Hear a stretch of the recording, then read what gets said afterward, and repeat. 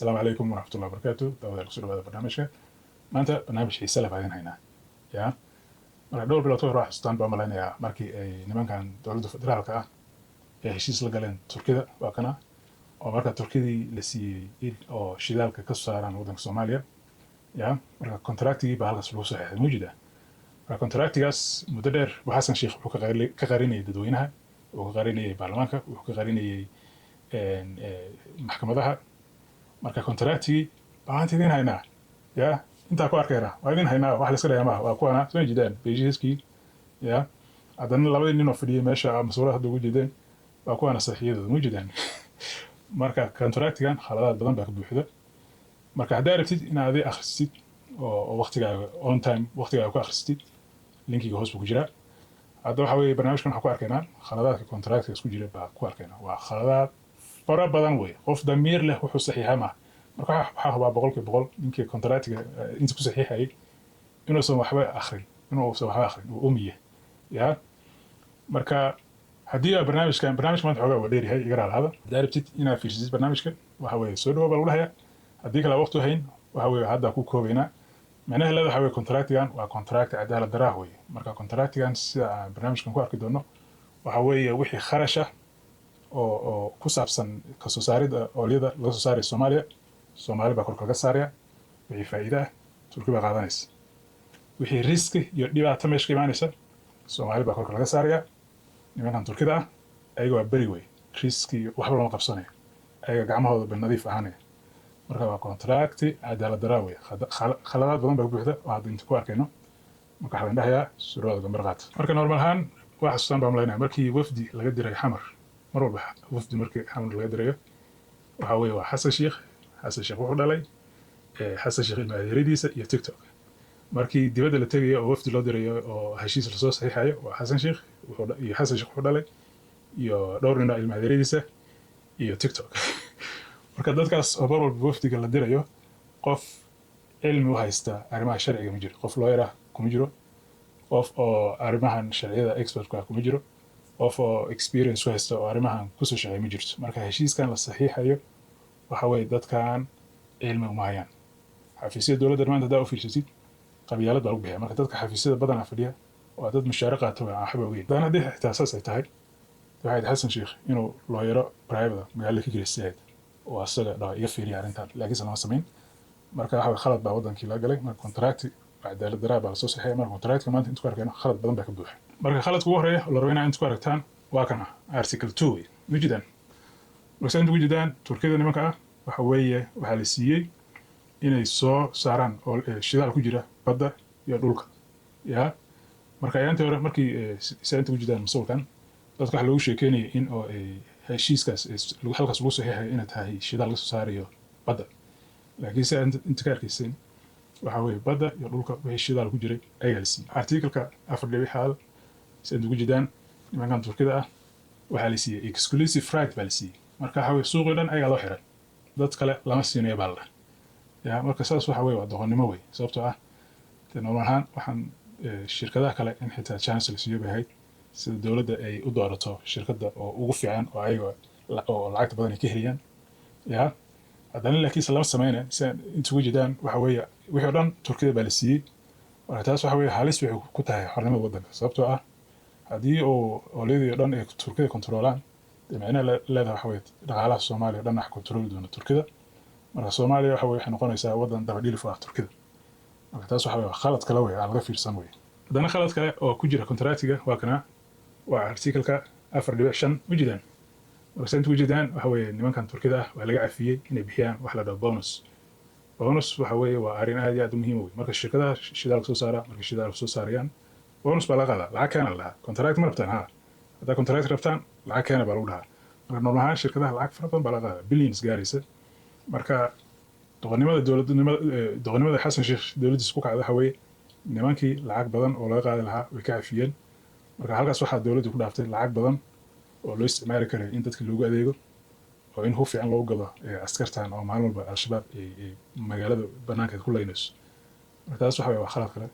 oo contract ku jira weeye marka khalad kale oo contract ku jira waxa weeye oo khasaare Soomaali oo ahaan doonto ya waa article-ka 6 wajidaan marka Soomaaliya waxa weeye waxay kharashkaas waxay bixin doonaan kharashka security-ga ilaalinta oo la ilaalinayo meelaha shidaalka laga soo saarayo Soomaali baa bixinaysa wixii oo shaqaalaha oo Turkiga keensanayaan oo tababar la siinayo Soomaali baa bixinaysa ya wujidaan idin wujidaan marka maanta Turkiga waxay keeneen askar bay keeneen oo kun iyo xooga gaaraysa ya oo waxa la keenay xamar marka iyadii la takharashkan uu bixinayo ahay Soomaali baa bixinaysa haddana khalad kale oo contract ku jiro waa kana soo jeedaan article-ka 4.7 marka soo ku jeedaan waxa la dhahay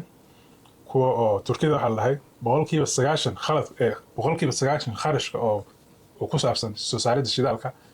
waxa la goynayaa wixii oo lacag halkaas ka soo baxda waa la goynayaa ya marka macnaheedu waxa weeye normal markii oo shirkad oo shidaalka soo saarayaan normal waxay ahayd ayaga inay qaataan kharashkii ee qaybtooda ay qaataan ahayd qaybta kalena ay ka gooyaan wixii lacag halkaas ka soo baxaysa marka normal adduun kale hadaa fiirsatid shirkadda oo wax soo saaraysa boqolkiiba 50 kharashka ay qaadanaya oo qaba 40 soo haray waxay inay ka gooyaan maxaa la dhahay wixii lacag halkaas ka soo baxaysa marka lama samaysaas marka taas waxa ku cadaynaysa nimankan Turkida ah inaysan ogolaan inay shilin ka baxo marka 10% kaliya bay qaadanayaan marka saas waa cadaalad darro weeye marka halkaas waxay ku tusinaysaa in ay sanooyin qaadato inay Soomaali ay shilin ka arkaan oo laga saaro halkaas oo ay weligeed arkinba baa dhici karta xitaa haddana dhib kale jirto oo contract ku jirto waxa weeye marka way sheegeen boqolkiiba 90 kharashka inay ka goynayaan wixii oo laga soo saaro laakiinse faa'iidada se loo qaybsanaya bishii marka inay soo sheegaan bay ahayd sida faa'iidada loo qaybsanayo inta percentage laga qaadanayo konton ba 40 lama oga marka taas waxa weeye waa arrin ka imaan doonta muran weeye haddana khalad kale oo ku jira contract-ga waxa weeye nimankan Turkida ah inay wax bixiyaan ma ogolo adoo fiirso santa wujidaan article-ka 4.6 royalty fee-ga 5% kaliya bay bixinayaan 5% xabaha normal ahaan adduunka kale shirkadaha oolida 20% bay bixiyaan bonuskiyo haday hore soo sheegneen way bixiyaan kharashkiina kuma badiyaan oo shirkadda kharashkooda qaybtooda bay qaataan dawladda qaybtooda bay qaataan laakiin nimankan ma ogolaaba kharash dhan ayaa kor laga saaraya royalty fee-ga ay qaadanaya bonuskiina ma bixinayaan marka weeye waa ka kortaajiriya ya marka nimankan oo contract-ga saxiixay oo dawlad sheeganaya xasan sheekh kooya waxa weeye damir laawayaal weeye article-ka 10aad waa article aad iyo aad halis u ah oo xornimada Soomaaliya halis gelinaysa ya waxa la hadii sant ku jeedaan waxa hadii uu muran yimaado oo contract-ga dawladda iyo Turkida ay heshiiska galaan haduu muran ka yimaado murankaas waxa lagu xalinayaa maxkamad ku taala Turkida wujidaan taas waxa weeye xornimada Soomaaliya waa luguf marka ooliyadan waxa laga soo saarayaa xuduudka Soomaaliya dhexdiisa laga soo saarayaa marka sadarteeda hadii muran yimaado maxkamadda Soomaaliya in arrintu lagu xaliyahay ya marka waa kaas meeshan ninka xasan sheekh waxa weeye ajnabi markuu arko oo rukuucaya marka nimankan maxkamadooda in oo la tago waxa weeye waa khalad weeye sababtoo cadaalad darro meesha ka iman karta haddana hawsha waxay ka socotaa Soomaaliya dhexdeeda marka waxay ahayd in Soomaaliya dhexdeeda arrintu lagu xaliyo marka taas waxa weeye waa khalad kale xasan sheekh dawladdiisa ee Soomaaliya ka gashay weeye marka saan ugu jeedaan article-ka 5aad ya nimankan waxay badan tahay nimankan Turkida in la canshuuray badanta ya shirkad waxa weeye xuduudka Soomaaliya ku dhex shaqeynaysa weeye haddana waxa weeye canshuurtii lama sheegin canshuur baa laga qaadayaa ma laga qaadi doonaa mise lama qaadayo lama oga waxay badan tahay canshuurtii in canshuur dhaaf la siin doono sababta sharcigii heshiiskii contract-gii waxa weeye wixii toos looma sheegin marka waxay u badan tahay in oo nimankan wax kale aan laga faa'iidin marka lacag bonus fee lagama qaadin royalty fee oo aad u yar oo baa la qaadaya kharashka dhan korka bay ka saarayaan cashuurna ma bixinayaan marka waxa weeye maba ogolaaba wax inay baxsadaan marka waxaan waxa ka daran waxaan dawlad ku sheegaa oo waxaan raali ka noqday oo saxiixeen marka article-ka 4.1 saan ugu jeedaan waxa weeye waa article halis ku ah weeye xornimada Soomaaliya sababtoo nimankan markii heshiiska ayaga lala galay xornimo aad u weyn baa la siiyay saan ugu jeedaan xornimadaas waxa ka mid ah inay ayaga keensan karaan contractor kale oo ayaga u shaqeeya ya oo loo baahanba in dawladda loo tago oo license la soo weydiisto marka nimankaas ay keensanayaanna sidii doonaan ba u shaqeynayaan ya marka taas waxa weeye waa arrin aad halis ku ah weeye xornimada waddanka Soomaaliya article-ka 4.8 saan ugu jeedaan waxa weeye shidaalka waxa weeye wax la dhoofin doono wey direct ya marka waxa weeye Soomaali wax faa'iido ka helayaan male marka shidaal raqiis halkaas lama heli marka wadankan shidaal raqiis ah loo baahan yahay sida koronto raqiis loo helo sida oo baabuurta oo soconaya iyo tareemo soconaya oo shidaal raqiis ku socdaan baa loo baahan yahay si dhaqaalaha wadanka u soo laabto marka waxa weeye taas oo dhan lama heli marka waxa dhan waxa weeye waa arrin aan faa'iido ahayn dhaqaalaha Soomaaliya marka Turkida bay faa'iido tahay oo wixii dhan dibadda u dhoofinaya marka article-ka 8 ay ugu jeedaan waxay dhahan sharciga hadii la bedelo oo marka baarlamaanka kale haday baraarugaan hurdada ka kacaan si laga rabay ilaa kiis aysan samayn oo marka nimankan ay khasaaro ku noqoto dawladda baa kharashkaas qabtaan leh marka hadii oo leedahay soo saaro kharashkaas waxa weeye baa ka goynina baa laga wadaa macnaheedu ya compensationka lacagtiina ka goyn doonaa baa laga wadaa ya marka waa kaas kharashadii waa ku saaran midba lagu saaro marka waxa weeye arrintan waxa weeye nimankan maba ogolaan inay khasaaro ka timaado marka laakiinse hadii oo hadda la ciiriyo kale kharashada keeneen Soomaali baa laga sugayaa marka article-ka 12.4 sent ku jiraan heshiiska oo la kala saxiixdeen dawladda federaalka iyo Turkida marmalhaan 5 sano way laakiinse midaan weligiis dhacayn way sababtoo mar walba automatic auto renewal buu sameeyaa marka sharci isboonaysiinaya way waa midaan weligiis dhacayn way ya raamana la waxa weeye nimankan 5 sano ka bacdi contract u dhacdo maraas contractigo weligood way joogayaan marka waxay weligoodna way joogayaan exclusive right no haysanayaan dad kale hadii la keenayo ama hadii dawladda ayaga ay waxooda sameysanayaanba ma jirayso marka taas waa arrin kale oo halis ku ah weeye wadanka Soomaaliya marka hadda waxaan soo aragnay khaladaadka ku jira contractiga waa soo aragnay marka macnaha ay lahaan doonto waan isku arkaynaa waxa weeye kharashka oo laga soo saaray oolyada heshiiskii lagu qorin inta oo ugu badnaan noqon karo boqolkiiba 90 baa ku qoran marka boqolkiiba 90 kharashka inta doono buu noqon karaa marka inta doono laga dhigi karaa marka saas haday noqoto waxa weeye shilin milyan ma arkiis haddana waxay u badan tahay in shirkadahan ay bixin doonaan canshuur ya shirkadahan xuduudka wadanka gudihiisa bay ka shaqaynaysaa canshuurna ma bixinayso saas ma aqal galba ya marka dadka oo bajaajlayda iyo dadka suuqa alaab ku gaday in maalmalba oo Xasan Sheikh uu ka qaado canshuur xad dhaaf ah oo shirkadahan oo lacag badan wadanka soo saaraysan xad dhaaf shirkadahan oo lacag badan wadanka soo saaraysan lacag canshuur laga qaado saas cadaalad daro way haddana daa u jeednay contractiga 5 sano way laakiin se uu cusboonaysiinaya 5 sano automatic ahaan buu cusboonaysiinaya waa mid aan weligiis dhacayn way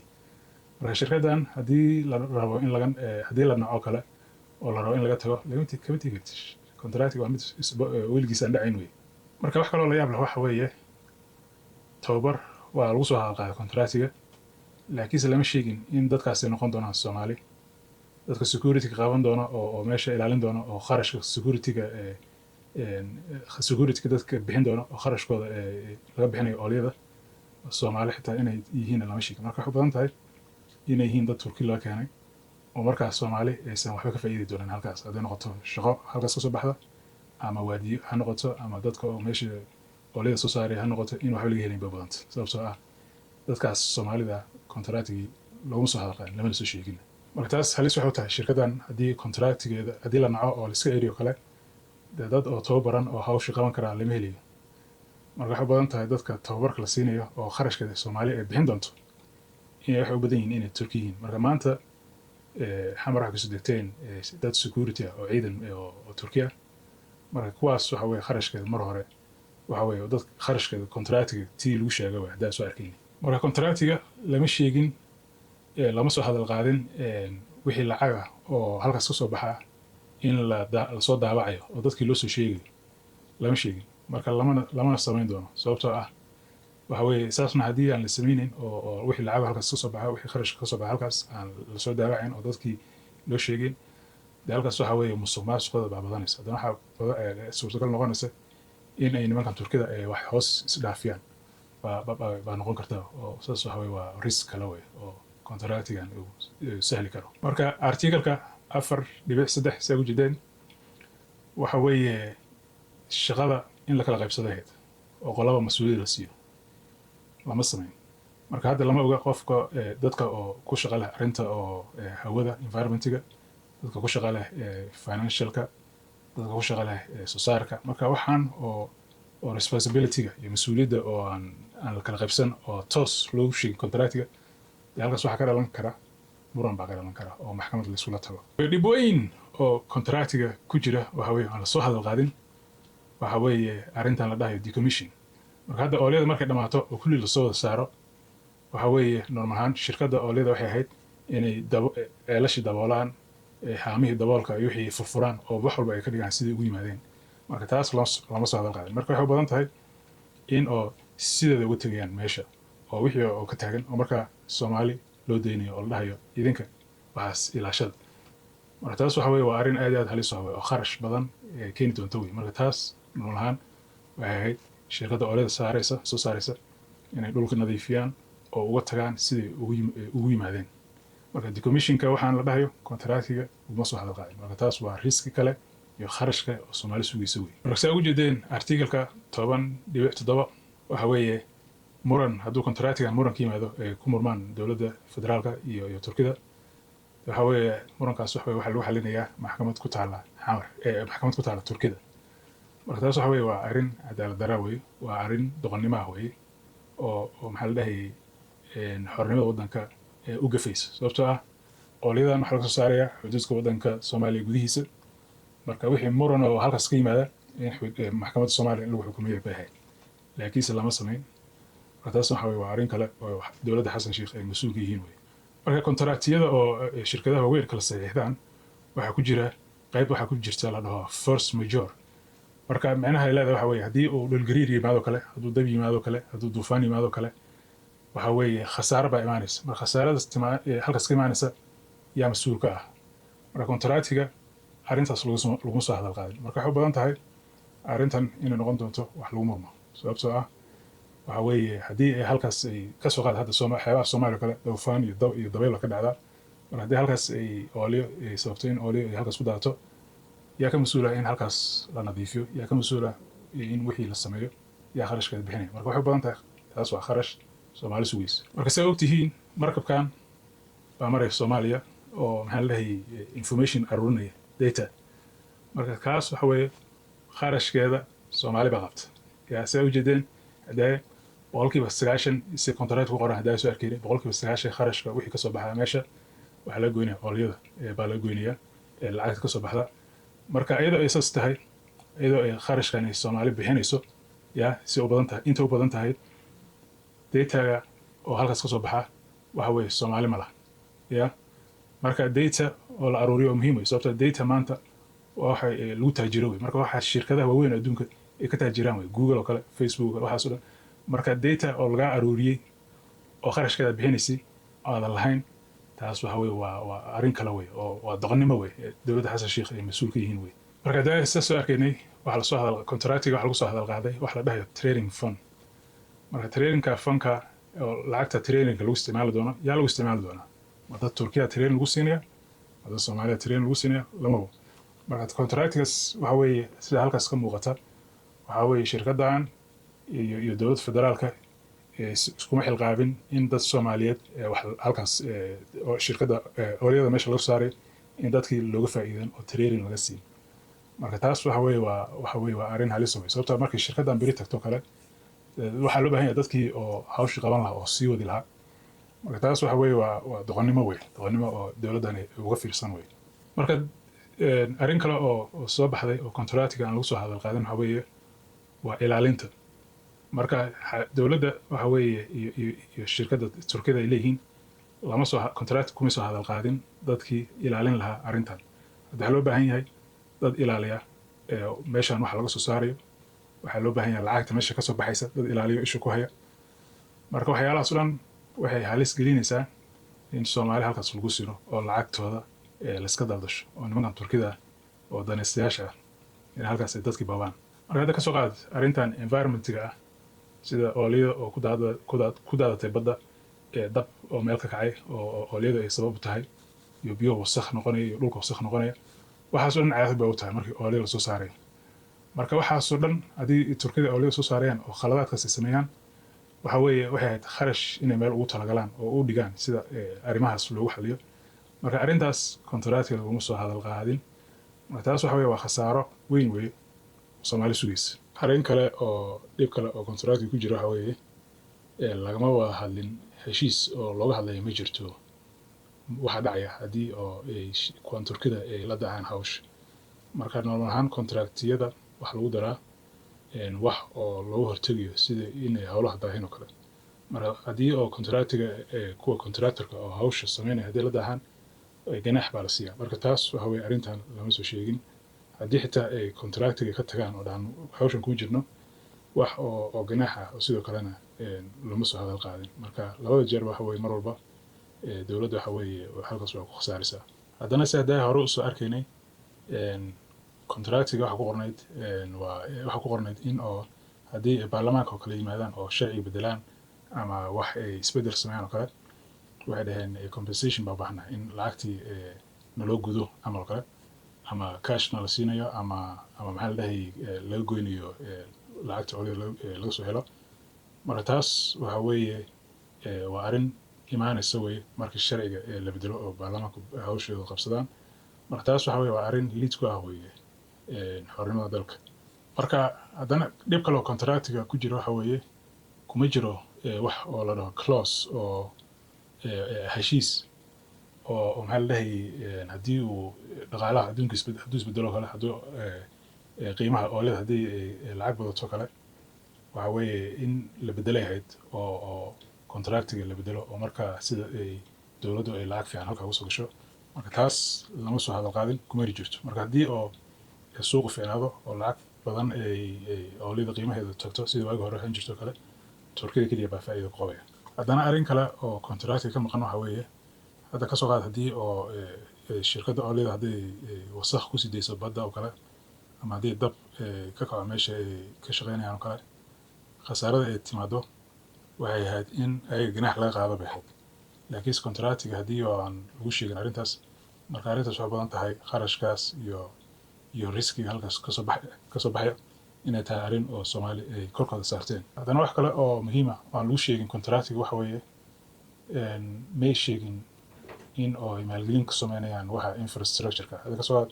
oo hadda haddii la soo saari kale waxaa loo baahan yahay tuubooyinkii baa loo baahan yahay. Waxaa loo baahan yahay haamihii lagu kaydin lahaa baa loo baahan yahay. Waxaa loo baahan yahay oo kale warshada lagu sifeeyo refinery-ga la dhaho. Marka waxaasoo dhan inay maalgelin sameyn doonaan Turkida ku sameyn doonaan may sheegin. Marka waxay badan tahay meeshan in oolida laga soo saaro oo la kaxeeyo oo marka Turkida la geeyo ama suuq kale. Marka taas waxa weeye waa khasaare kale weeye oo Soomaalida u soo korortay. Haddana wax kale oo aan contractiga aan lagu soo sheegin waxa weeye arrintan leh auditing. Auditing waxa weeye waa dad oo shaqaale ah oo dowladda u shaqeeya oo ku shaqo leh in ay baaritaan ku sameeyaan lacagta soo gelaysa shirkadda oolida iyo inta oolida meesha ku saareen. Marka taas haddii aan la soo hadal qaadin oo aan la soo sheegin oo contractiga lagu sheegin marka waxa weeye nimankan waxa weeye halis waxa loo geliyaa in oo ay sir sameeyaan oo wixii isdaba mariyaan. Haddana arrin kale oo meeshan la soo hadal qaadin waxa weeye shaqaalaha oo halkaas ka shaqeyn doona intee baa Turkiga noqon doonta intee baa Soomaalida noqon doonta. Marka lama soo hadal qaadin marka waxay u badan tahay inay ayaga shaqaalahooda dhan ay ka keensan doonaan dibadda. Marka maanta sida warar ka maqlayseen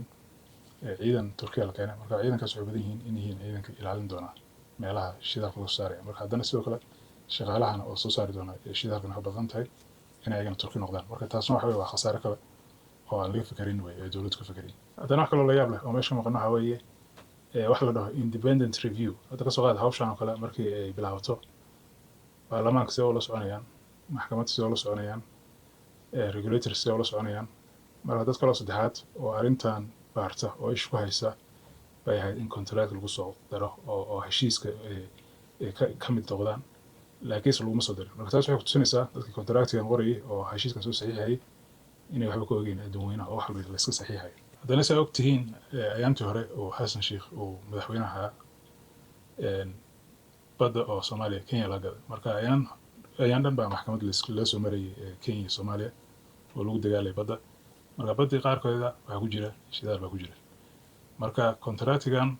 laguma soo hadal qaadan arrintaas. Marka waxay ahayd arrintan in Turkida ay ballan qaadaan inay arrintaas dad kale sida Kenyaati kale inay soo dabageleen arrintan. Marka halkaas ugu jideen contractiga iyo halkaas lagu saxiixayo waxa weeye waa arrin dhibaato Soomaaliya u soo kordhin doonta weeye. marka maanta shidaalka oo aan la soo saarin waxaa la qaatay in la soo saarin haddii la soo saaro dhibaato kale iyo mushkilo kale oo aan diyaar loo ahayn oo dowladda aan diyaar u ahayn sharci ahaan iyo dowlad ahaan aan diyaar loo ahayn baa imaan doonta marka taas waa arrin in laga fikraa marka hawshan waxay u taallaa baarlamaanka u taallaa marka baarlamaanka hawshooda inay qabsadaan wey haddii la qabsan oo arrintan laga sixdo dee lagu talagalo muran iyo dagaal iyo rabsho kale inay meeshan ka timaado iyo isxaaxagisho